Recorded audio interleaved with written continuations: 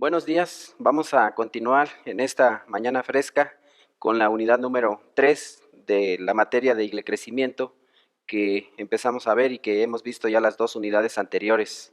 En esta unidad 3 vamos a hablar acerca de lo que es la renovación de la iglesia. El objetivo que queremos lograr a través de esta unidad es que el alumno valore la importancia fundamental que tienen las renovaciones de la iglesia, así como el lugar que ocupan los laicos en el crecimiento de la iglesia y también conocer los parámetros bíblicos de un sano desarrollo de la iglesia. Todo esto para llevar a la iglesia a un estado de vigor espiritual. Las tareas para esta unidad se encuentran descritas en la página 38 del libro del alumno, en donde se dice qué es lo que tiene que hacer para esta unidad del alumno, para poder así contribuir al conocimiento y lo que se busca que el alumno tenga como parte de los conocimientos y de las experiencias y de lo que necesita para poder estar capacitado en esta materia. Así que vamos a entrar con el primer tema de esta unidad, que habla acerca del papel de los laicos en el crecimiento de la iglesia. Los laicos, vamos a decir este término laicos, que viene de la palabra griega laos, que quiere decir pueblo, y se refiere al pueblo, a la iglesia en general, ¿verdad? Toda la iglesia, entonces como pueblo de Dios. Y los laicos juegan un papel importante en el crecimiento de la iglesia. Lamentablemente, en muchas iglesias, o desafortunadamente en muchas iglesias, el laicado, o sea, el pueblo, la iglesia, está adormecida. Gigantes, podemos decir así de esta manera, gigantes con sorprendentes capacidades que Dios les ha dado, con un potencial grande que tienen, no están funcionando como deberían hacerlo en el servicio que pueden rendir a la iglesia y al mundo, aunque desde luego cada iglesia tiene su grupo constituido por unos cuantos que llevan adelante el trabajo, unos cuantos laicos, ¿verdad? Que sin buscar otra cosa, sino solamente servir, llevan adelante el trabajo del ministerio de una manera sacrificada.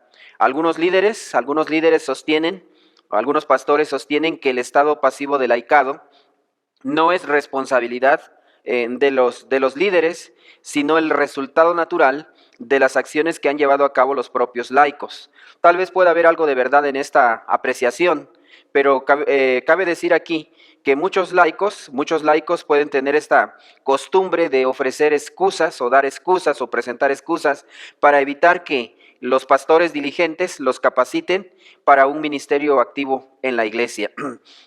Entonces, pues tienen cosas que decir, tienen pretextos, ¿verdad?, que añadir para tratar de involucrarse en un trabajo activo como debieran tenerlo, ya que bíblicamente hemos visto que pues es la iglesia o los santos, como menciona Pablo, los que llevan a cabo la obra del ministerio. Los pastores, maestros, junto con los otros, las otras funciones que hemos descrito de apóstoles y profetas y evangelistas, son los que los capacitan o los perfecciona, como dice la Reina Valera, perfeccionar a los santos para la obra del ministerio, capacitarlos, entrenarlos para que ellos realicen el ministerio. Y cuando ellos como iglesia, como pueblo, como laicos, realizan el ministerio, entonces la iglesia puede ser edificada o la iglesia es edificada. Entonces pueden haber muchos pretextos para querer evadir esta responsabilidad que tienen delante de Dios. Puede suponer, por ejemplo, el laicado que su vida y su trabajo y su mundo afuera es tan difícil, es tan comprometida que pues ya no tienen tiempo o las energías para poder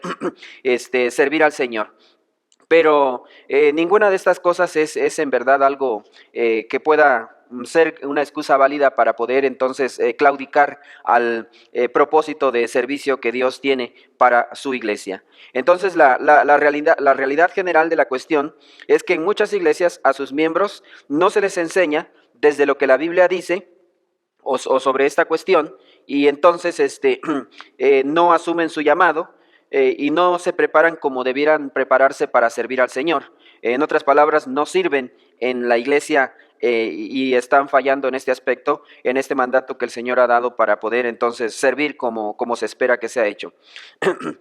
Por cierto, cuando no sirve, cuando no hacen las cosas que debieran hacer, entonces esta es una realidad lamentable que debilita a la iglesia y la pone en una posición bastante vulnerable, ¿verdad? Porque no está cumpliendo el cometido y cumpliendo el mandato que Dios le ha dejado a la iglesia. Vivimos en una época en que falta, desde luego, ¿verdad?, el coraje, la diligencia para reavivar la imagen bíblica del laicado, para que la iglesia se pueda involucrar directamente en el ministerio como bíblicamente se enseña, como lo hizo la iglesia primitiva, las iglesias que aparecen en el Nuevo Testamento como parte del servicio que rendían a Dios y que había ese compromiso de servir, de entregarse a esta tarea, de poder llevar a cabo el ministerio, testificando, sirviendo de diferentes maneras, discipulando a los nuevos creyentes, en fin, todo lo que fuera necesario para bien de la iglesia. Así se vivió en la iglesia de los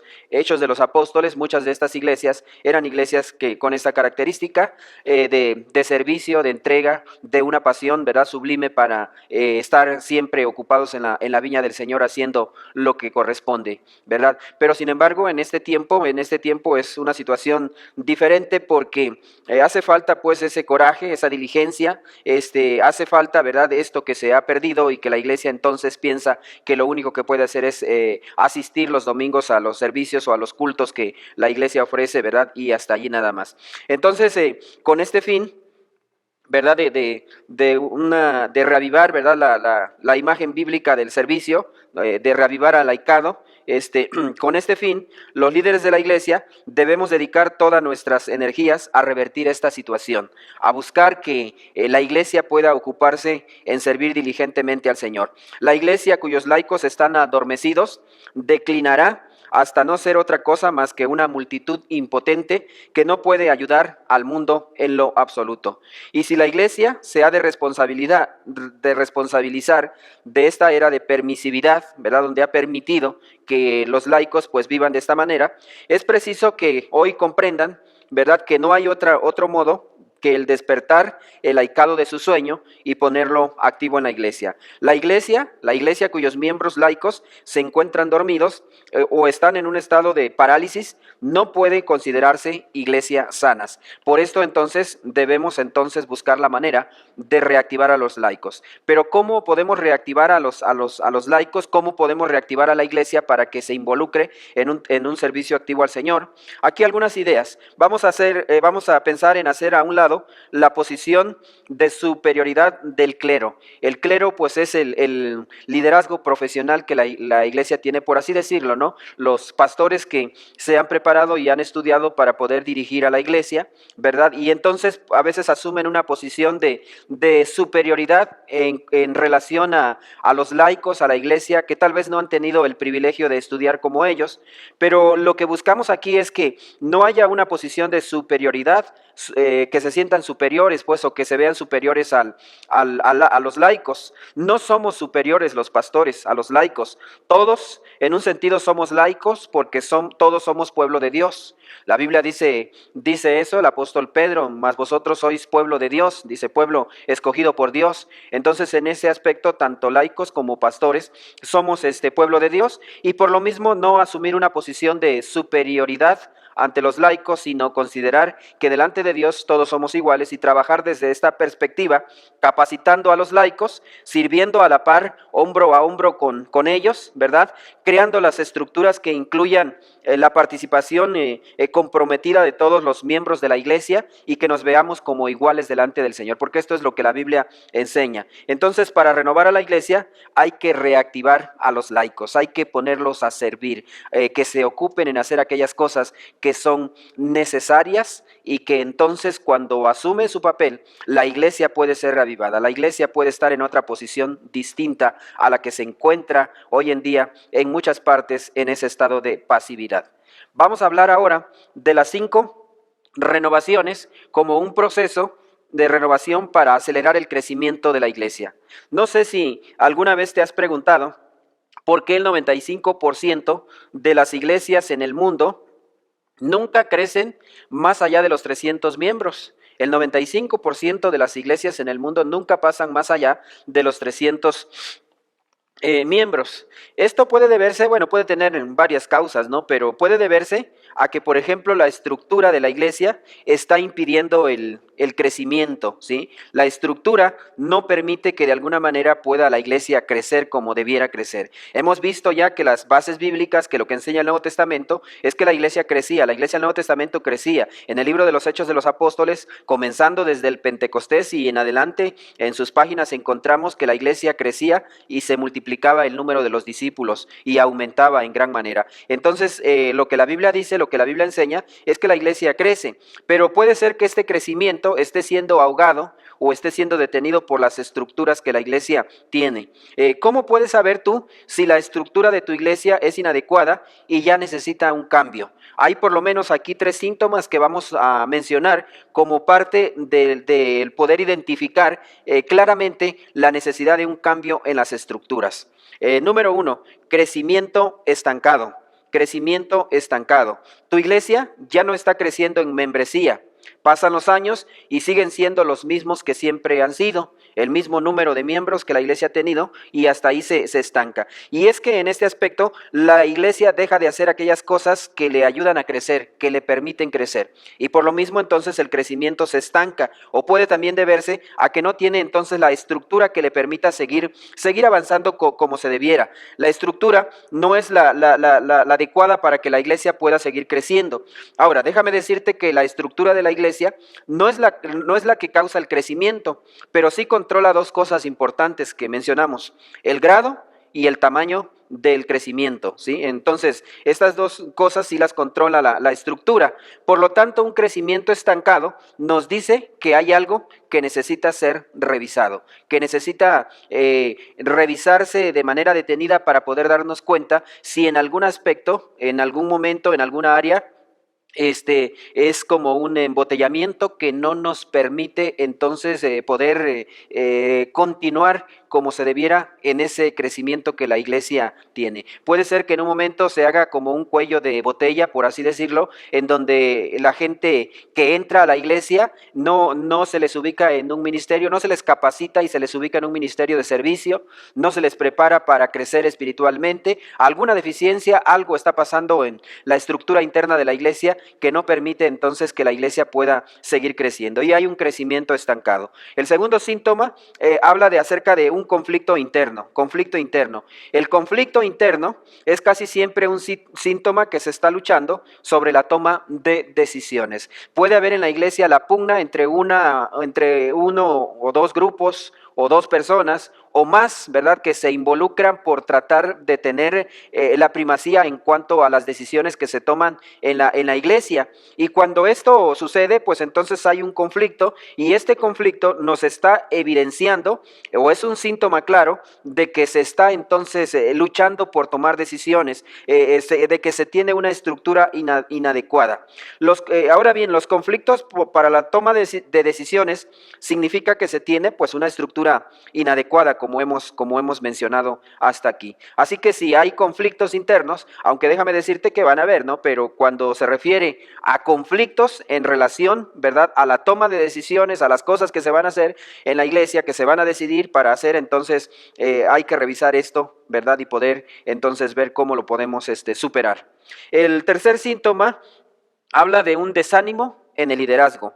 Desánimo en el liderazgo. Y aquí decimos que el peor dolor de cabeza que sufren muchos pastores tiene que ver con la estructura que no les permite hacer aquello para lo cual Dios los llama o los ha llamado a hacer.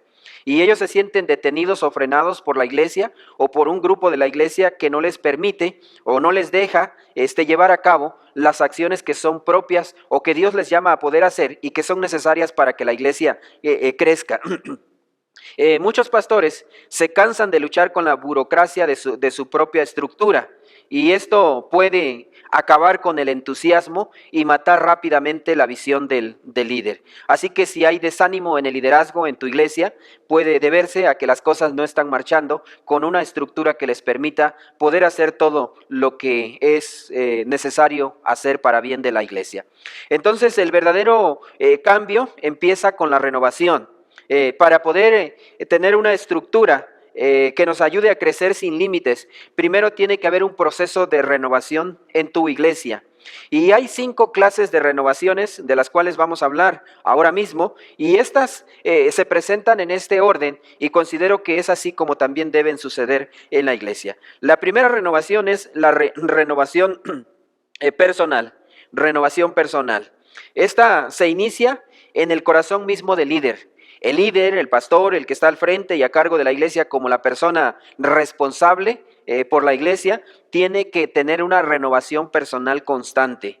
No se puede llevar a la iglesia más allá de donde se encuentra el liderazgo mismo. El liderazgo va siempre a marcar la pauta en cuanto al crecimiento. Y si el líder está comprometido a crecer y hace aquellas cosas que le van a ayudar a crecer en su propia vida, entonces puede estar en una mejor posición para llevar a la iglesia también al crecimiento. La gente no se va a comprometer más de lo que sus mismos líderes lo estén con Jesús. Si tú quieres que tu iglesia se comprometa con Jesús en la evangelización, en el discipulado, en todo el servicio para el Señor, entonces tú como pastor, tú como líder, tienes que ser el primero en comprometerte, ¿sí? No podemos esperar que otras personas crezcan y se sacrifiquen, a menos que nosotros mismos como líderes estemos dispuestos a continuar creciendo y sacrificándonos. No debemos pedir a otros que cambien si nosotros no estamos dispuestos a cambiar.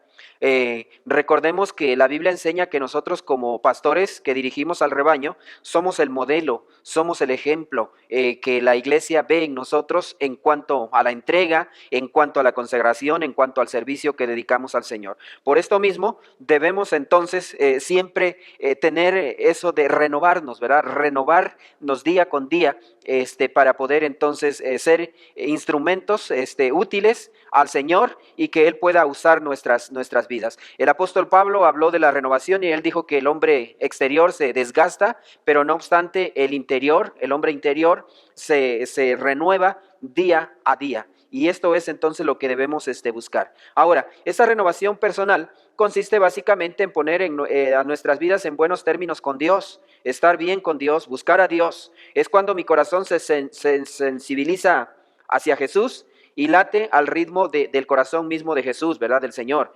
Es cuando estoy más consciente de la presencia de Cristo, de la cobertura del Espíritu Santo en mi vida. Es cuando tengo esta necesidad de buscarle intensamente, acercándome a Él, ¿verdad? Permitiendo que Él pueda guiar mi vida, llenarme de su Espíritu, hacer aquellas cosas que Él quiere hacer en mí primero. El Señor Jesús es enfático en esto al decirnos que separados de Él nada podemos nosotros hacer. Si queremos entonces ser usados para llevar a la iglesia a un crecimiento, tenemos que entender las dinámicas que operan aquí. Esto es la renovación espiritual, la renovación personal, estar en buenos términos con Dios, depender de Él, consagrar nuestras vidas al Señor, ser llenos del Espíritu Santo. Bueno, se le puede llamar de la manera en que se le llame, ¿no? Consagración, llenura del Espíritu Santo, dedicación de nuestras vidas, etcétera, como tú quieras, ¿verdad? Pero se trata entonces de depender del Señor, de renovarnos día con día, de dedicar nuestras vidas a Jesús, ¿verdad? No importa tanto cómo lo llamemos. Lo que importa es que simplemente significa que Jesús es más real para nosotros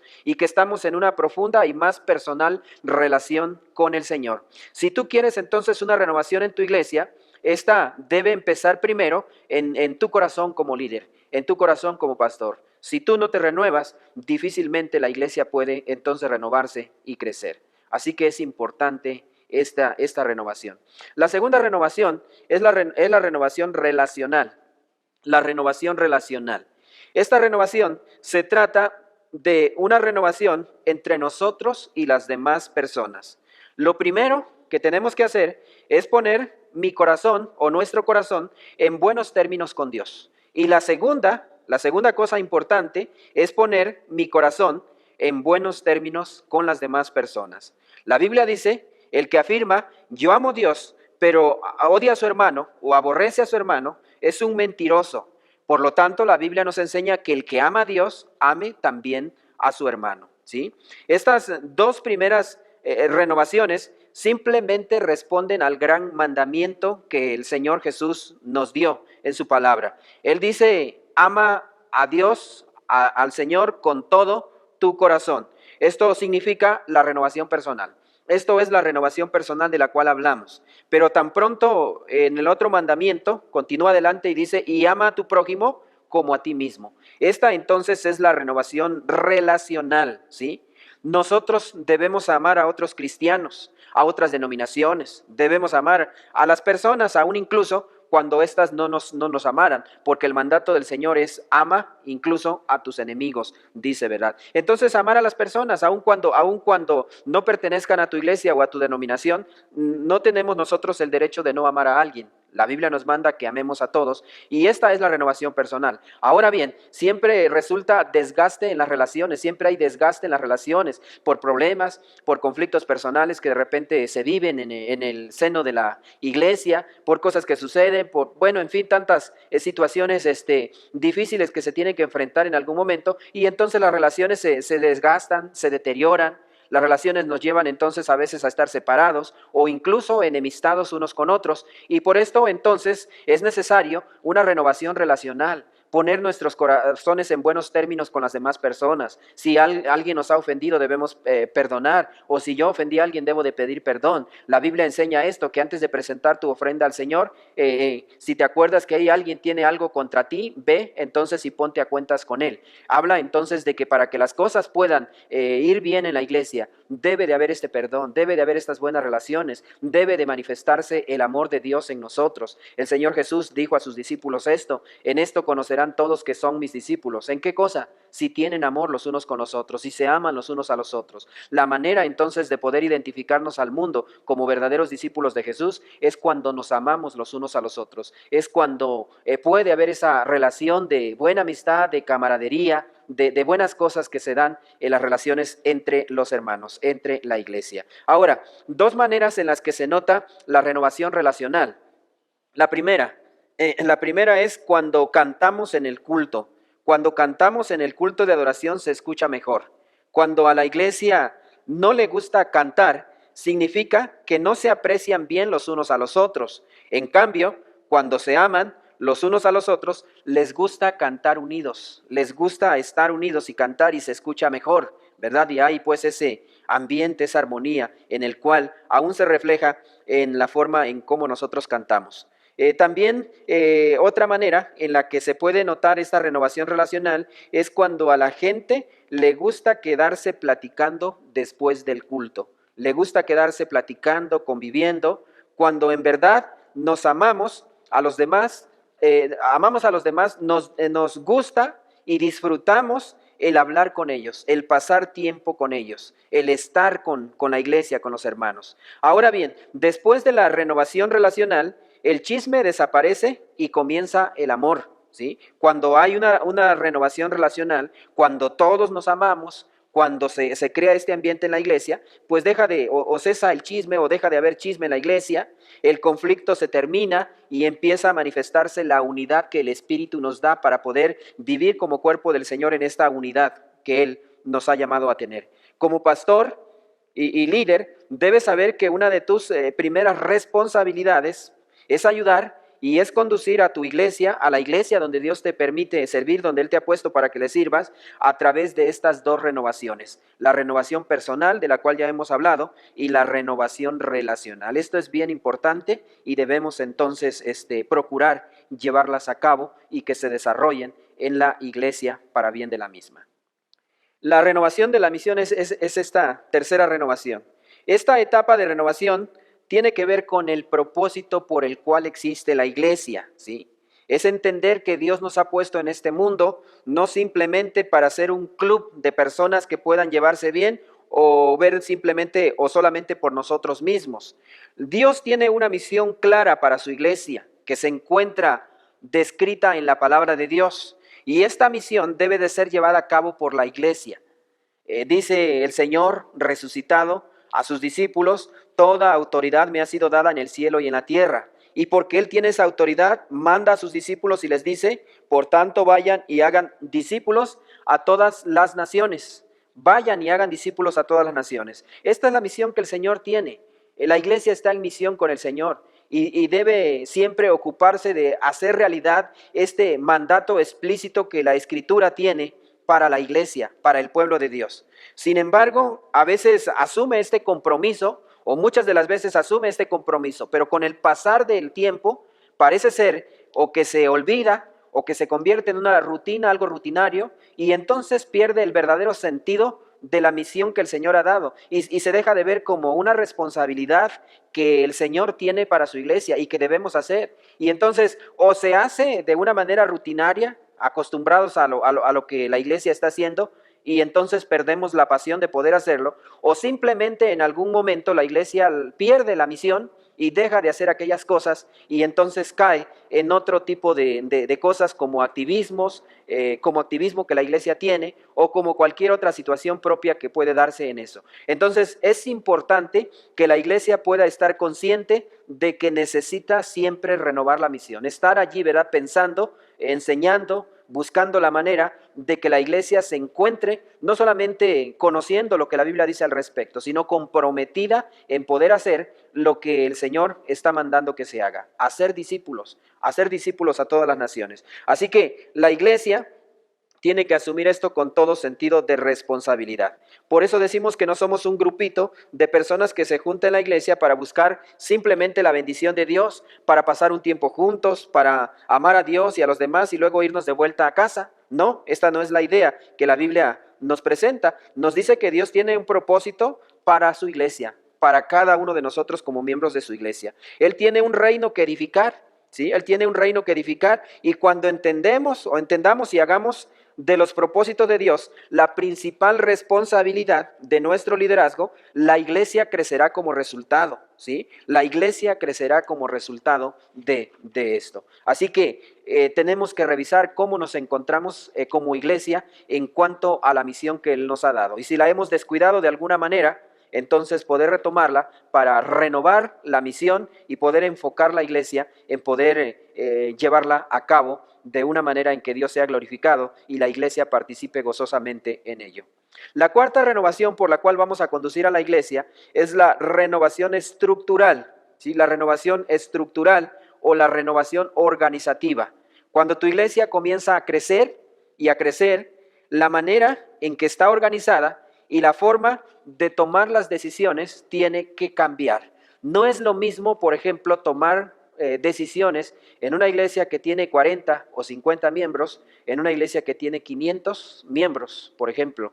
Es diferente la dinámica, ¿no? Y tenemos que entender esto, tiene que cambiar, tiene que haber una renovación estructural, tiene a lo mejor que buscar las formas más prácticas de poder hacer las cosas de manera que no se ahogue el crecimiento. Este principio lo enseña Jesús cuando Él dijo, no puedes poner vino nuevo en odres viejos.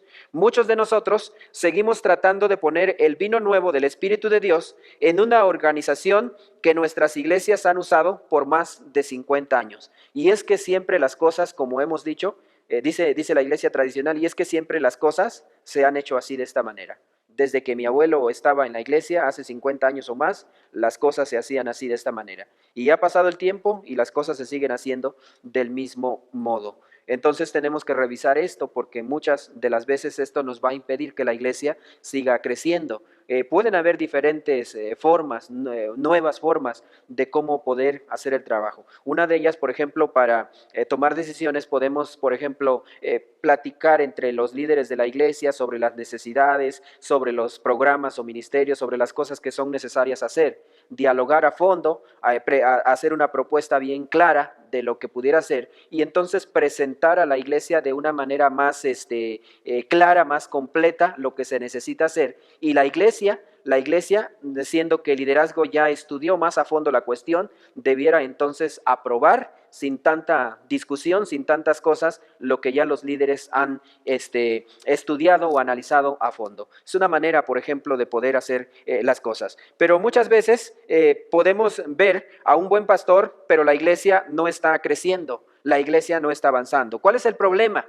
Que en muchas ocasiones está estructurada de una manera en que no permite que la iglesia pueda crecer saludablemente. Si se insiste en mantener ese odre viejo, se puede entonces ahogar el crecimiento. Ahora, ¿cómo crear una estructura que nos permita crecer y continuar creciendo? La forma de organización en que puede sostener a una iglesia que nunca para de crecer se llama, por ejemplo, grupos pequeños. Se llama grupos pequeños. Un grupo pequeño puede estar compuesto por 6 a 10 personas, ¿sí? o lo que se llaman células, ¿sí? Entonces 6 a 10 personas que se reúnen regularmente. Pero si el grupo crece, y este es el fin, ¿no? Que crezca y llega a sobrepasar a las 10 personas, entonces alguno tendrá que comenzar a hablar y los otros miembros en este grupo solo se dedican a escuchar, ¿sí? Solo se dedican a escuchar. Y un grupo pequeño siempre es mejor porque todos pueden participar, puede haber diálogo, comunicación entre todos y puede haber un ambiente donde todos participan. Si tienes más de 30 miembros en tu iglesia, es el momento para que empieces tu estructura de grupos pequeños, de células, ¿verdad? Y puedas entonces trabajar de esta manera, estructurar a la iglesia de esta manera. La última renovación que vamos a hablar aquí es la renovación cultural, ¿sí? El evangelio se trata de renovación. Renovación en nuestra vida personal, como hemos dicho. Renovación en nuestras relaciones, estar en bien, en paz con todos, amarnos unos a los otros, ¿verdad? Renovación en nuestras iglesias. El resultado de estas renovaciones puede llegar a ser una diferencia en nuestras comunidades. Esta es la quinta renovación, la renovación cultural, perdón, renovación cultural. La renovación cultural es cuando las actitudes de la gente, podemos decir en toda una nación, o tal vez en toda una región, o tal vez en toda una ciudad, o en un barrio, o en una colonia, las actitudes de la gente comienzan a cambiar, aún incluso de aquellos que no son cristianos. Comienza a cambiar de una manera positiva, es decir, son influenciados por el evangelio para poder entonces vivir de esta manera. Cabe decir que lo que vivimos en este momento en muchas partes de nuestra república es una situación totalmente distinta, ¿verdad? Una situación de violencia, de caos, ¿verdad? De tantas cosas difíciles que tenemos que enfrentar. Pero creo que cuando nosotros buscamos a Dios, cuando nosotros nos entregamos a Él de todo corazón, cuando como iglesia asumimos el papel de vivir como el Señor nos enseña de acuerdo a su palabra, puede haber un cambio no solamente en nuestra vida, sino en la sociedad misma, en aquella gente con la cual nos relacionamos y estamos cerca de ellos, porque Dios puede obrar para bien, para incluso puedan tener un cambio estas personas, ¿verdad? Cambian su forma de ver la vida, por ejemplo, cambian sus valores, cambian sus diversiones, cambian muchas cosas, ¿verdad? La Biblia llama esto cambio en la cultura, ¿sí? Cambio en el lugar donde la iglesia se encuentra ministrando. Recuerde, por ejemplo, que la iglesia en Jerusalén, cuando habla, la escritura dice que el pueblo tenía favor, ¿verdad? Con la iglesia. Dice, alabando a Dios y teniendo favor con todo el pueblo. Esto significa entonces que de alguna manera la iglesia estaba influenciando a su sociedad con el evangelio. Y ellos aún sin ser cristianos, pero había esa admiración y ese respeto hacia los cristianos. Había esa manera quizá de comportarse un tanto distinto a como eran en cuanto a poder conocer estos cristianos que le influenciaban, porque la presencia de Dios era evidente en medio de ellos. Así que entonces puede haber este cambio, ¿no? Eso se llama entonces traer el reino de Dios a esta tierra. Y esta es nuestra meta final, el reino de Dios, ¿sí? No tiene que ver este reino con la política ni con el gobierno. No tiene que ver con ningún sistema de este mundo entre los hombres. Jesús dijo, mi reino no es de este mundo. Así que el gobierno no puede de ninguna manera traer el reino de Dios. No puede ningún partido político traer el reino de Dios, ni las empresas, ¿verdad? Ni todos sus recursos que puedan tener, humanos o económicos o de cualquier tipo. No pueden traer el reino de Dios las empresas, ni persona alguna puede traer el reino de Dios. Solamente la iglesia de Jesucristo puede traer el reino de Dios. Es decir, nosotros los creyentes, los que le conocemos y caminamos con Él, somos los únicos que podemos traer el reino de Dios a esta tierra, que Dios puede obrar a través de nosotros para que su reino se establezca en esta tierra, en este mundo. Y Dios quiere hacer esto y nos quiere usar para ello. Así que hemos hablado en esta sección acerca de la renovación, y la renovación es algo que necesitamos. La renovación es algo que debe de darse en nosotros de manera continua. Observamos, por ejemplo, tal renovación que sucede, por ejemplo, en toda la creación de Dios, y siempre la creación se renueva. Vemos cada primavera reverdecer, ¿verdad? Los árboles, los bosques, vemos esto que Dios hace porque de una manera Él está renovando, ¿verdad? La naturaleza. En la vida humana, en la vida del hombre se renueva día a día en su interior. Hay millones de células que se mueren, pero en su lugar se renuevan con otras células que que nacen. Y esto es así porque Dios nos ha diseñado así. Pudiéramos hablar que toda la creación de Dios siempre está en una constante renovación. Y debemos entender también que en la iglesia es indispensable que siempre pueda darse renovaciones como hemos estudiado. Cuando Dios quiere trabajar en una iglesia y hacerla crecer sin límites, regularmente la conduce a través de un proceso de renovación, un proceso que incluye estas renovaciones que hemos estudiado. Y aquí la idea entonces para concluir este tema es que o nos renovamos o morimos. Tenemos, por ejemplo, el ejemplo del águila, ¿sí? Un águila vive en promedio 70 años, pero cuando llega a los 40 años, inevitablemente tiene que renovarse o si no, se muere. Y entonces el águila lo sabe y va a una parte más elevada de las montañas, de las rocas, y ahí en una roca comienza su proceso de renovación. Es algo doloroso y difícil, pero tiene que hacerlo porque si no se muere. Y entonces en la roca comienza a quitarse las plumas con su pico y todas las plumas y queda completamente desplumada. Y comienza entonces a raspar con sus garras sobre la roca y entonces se le caen las garras y queda sin garras. Y luego comienza también a golpear en la roca con su pico y se queda sin pico, se queda sin plumas, se queda sin garras, se queda sin pico. Y entonces es cuando sucede el proceso de renovación. Le comienzan a salir nuevas plumas, le comienzan a salir nuevas garras, le comienza a salir un nuevo pico. Y entonces el águila se ha renovado y entonces está preparada para poder vivir otros 30 años en promedio. Entonces debemos aprender esto también del águila, ¿no? Y poder como iglesia estar en esta constante renovación. O nos renovamos o simplemente dejamos de ser eficaces como iglesia del Señor.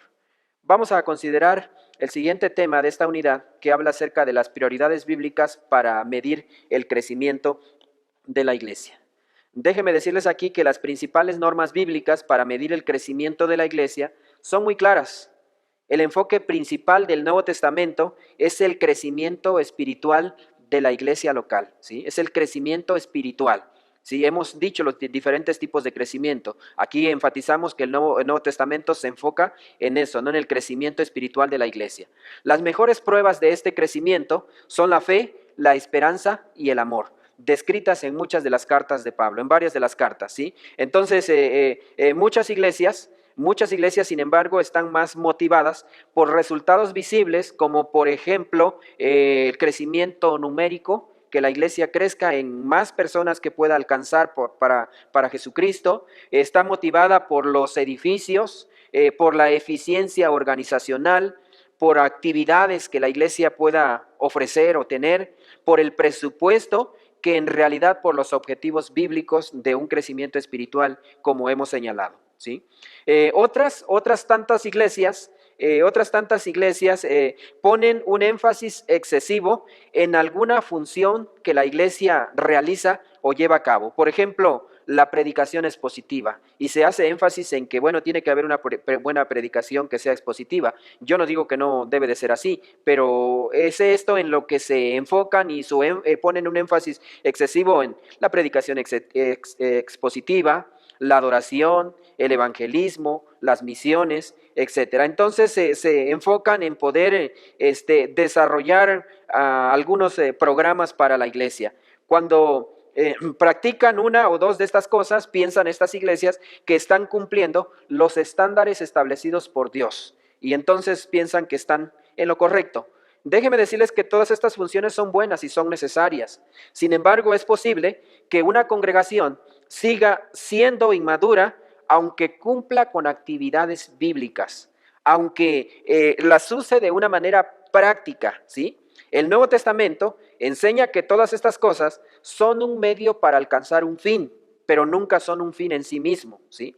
El verdadero crecimiento se puede medir por el grado en que una iglesia o una congregación refleja su fe, la esperanza y el amor, en especial este último, el amor.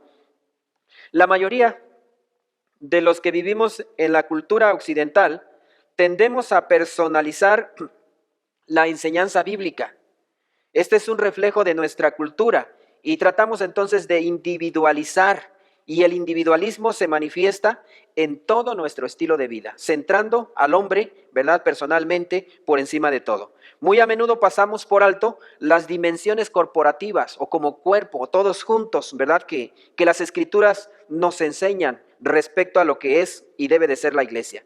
Una de estas dimensiones corporativas está compuesta por la fe, la esperanza y el amor, ¿sí? Con pocas excepciones, los escritores del Nuevo Testamento utilizaron estas cualidades para medir el nivel de madurez del cuerpo de creyentes, no solo a los individuos o no solo de manera personal, sino de todos los que componen el cuerpo, de todos los que componen la iglesia. Muchas cartas del Nuevo Testamento se enviaron a iglesias locales y se enviaron enfatizando, ¿verdad?, este aspecto corporativo de iglesia. En 1 Tesalonicenses 1:3, por ejemplo, vemos que Pablo elogia a la iglesia por la obra que ha realizado por su fe, por la fe que tiene. Y déjeme entonces buscarlo y leer este texto para poder ver de manera más precisa lo que el apóstol está comunicando aquí en esta carta. 1 Tesalonicenses 1:3. Dice así, desde el versículo 2 dice: damos siempre gracias a Dios por todos vosotros, haciendo memoria de vosotros en nuestras oraciones, acordándonos sin cesar delante de Dios y Padre nuestro, de la obra de vuestra fe, del trabajo de vuestro amor y de vuestra constancia en la esperanza en nuestro Señor Jesucristo. Entonces aquí en este texto, el apóstol Pablo elogia a la iglesia por la obra realizada por su fe, el trabajo motivado por su amor y la constancia sostenida por su esperanza en nuestro Señor Jesucristo. Además de referirse a la fe, a la esperanza y al amor, Pablo marcó la forma o mostró la forma en que podemos medir o en que se pueden medir estas cualidades en una iglesia local. Así dice él que la verdadera fe se refleja por las obras que la iglesia hace. Y esto está en consonancia con toda la enseñanza del Nuevo Testamento, porque el ser cristiano o el decir que tenemos fe en Cristo debe de ser demostrado por medio de la forma en la que el cristiano o el que dice ser cristiano se conduce, es decir, por las obras que hace. Entendemos que el Nuevo Testamento enseña que no somos salvos por obras. Las obras nunca se hacen para salvación. Las obras se hacen como consecuencia de ser salvos, de conocer a Cristo, de caminar con Él. Por lo tanto, entonces, la fe debe de estar siempre acompañada por las obras, demostrada, manifestada, reflejada por medio de las obras que el cristiano, pero sobre todo la iglesia en su conjunto, hace o practica. Entonces, la fe verdadera se refleja en obras. El amor genuino se manifiesta en el trabajo, y todo trabajo que hagamos para el Señor, cualquier cosa que hagamos para Él, debe de ser hecha con amor.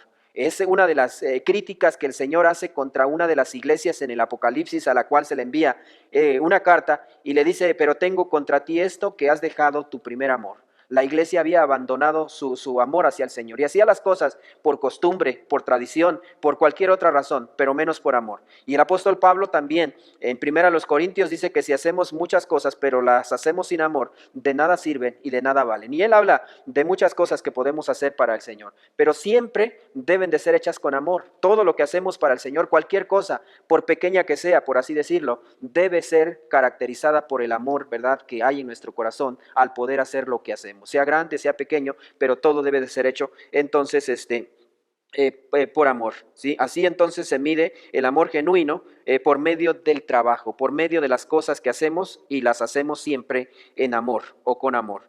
La esperanza que crece produce constancia, ¿sí? Y por eso Pablo dice, ¿verdad?, en la última parte de este versículo 3, y de vuestra constancia en la esperanza. Vuestra constancia quiere decir vuestra perseverancia, la perseverancia de estos cristianos, de esta iglesia. La perseverancia era sostenida por la esperanza que ellos tenían en el Señor. Y a pesar de las tribulaciones, del sufrimiento que les era infligido como cristianos, a pesar de todas las dificultades y adversidades que encontraban en su caminar con Cristo, pues era una iglesia que podía perseverar, ir adelante. Y esto era sostenido, esa perseverancia era sostenida por la esperanza que el Señor Jesucristo había traído a sus corazones y por esa esperanza de un día encontrarse con Él en su segunda venida. Así que entonces enseña que la esperanza crece, la esperanza que crece produce constancia. Aún en medio de la persecución, los tesalonicenses demostraron estas tres cualidades que Pablo está elogiando. Así entonces toda iglesia debe de medirse bajo estos parámetros bíblicos, parámetros que nos da la Escritura, de lo que significa entonces caminar con Cristo y reflejar esta madurez espiritual como iglesia en nuestro caminar con Él en este mundo. Debe ser así de esta manera, ¿sí? Ahora, cuando Pablo escribe, por ejemplo, la primera carta a los Corintios, también menciona la fe, la esperanza y el amor. En 1 Corintios 3:13, ahora permanecen la fe, la esperanza y el amor, pero el mayor de ellos es el amor, dice el apóstol Pablo, ¿sí? En esta carta, el apóstol no elogia a la iglesia por estas virtudes, al contrario, los exhorta por su falta de crecimiento espiritual, ¿sí? Los identifica como a niños en Cristo, según el capítulo 3, versículo 1. Distaban mucho de ser la iglesia que Dios quería que fueran. No tenían amor los unos para con los otros y había una serie de problemas y de situaciones difíciles que la iglesia estaba viviendo, había pleito entre ellos, situaciones muy críticas. Y entonces Pablo no los elogia como a los tesalonicenses, pero sí menciona estas tres virtudes que deben de estar presentes en la iglesia. ¿Cómo mide Dios la madurez? Las cartas de Pablo a los tesalonicenses, como hemos dicho, a los colosenses, a los efesios y a los corintios, enseñan que Dios mide la madurez espiritual de la iglesia local según el grado de fe, de esperanza y amor que manifiestan entre sus miembros, como ya lo hemos mencionado. Así que la voluntad de Dios es que todo creyente de la iglesia, pero sobre todo toda iglesia en su conjunto, toda iglesia corporalmente como cuerpo, refleje estas virtudes, se dé a conocer al mundo porque tiene una fe que se manifiesta por medio de las obras, porque tiene un amor hacia el Señor que se manifiesta en el trabajo que hace para Él, porque tiene una esperanza sostenida perseverantemente, constantemente, aún en medio de las pruebas, pero tiene esta esperanza en el Señor. Cualquier congregación que impacta al mundo está formada por este tipo de cristianos, ¿sí? Cuando la iglesia refleja la fe, la esperanza y el amor, está manifestando a Jesucristo. Y es una iglesia entonces que tiene madurez espiritual, una iglesia que camina con Jesucristo, una iglesia que es el reflejo de lo que Jesús es. Y eso es lo que el Señor espera para toda iglesia que le pertenece y que es de Él. Entonces hemos estudiado a través de esta unidad lo que son las renovaciones, hablando primero de la importancia de poder movilizar a los laicos en el ministerio, en un servicio activo. Hemos hablado también de las 5 renovaciones que deben de darse en la iglesia para que ésta pueda crecer y avanzar en un crecimiento sin límites que Dios le puede dar. Y hemos hablado de cuáles son las formas bíblicas o los parámetros bíblicos de medir este crecimiento. Espero que esto pueda ayudar a poder o pueda ser útil en su ministerio y le dé herramientas importantes, necesarias, para que pueda usted hacer un mejor ministerio para la gloria del Señor Jesucristo. Que Dios le bendiga.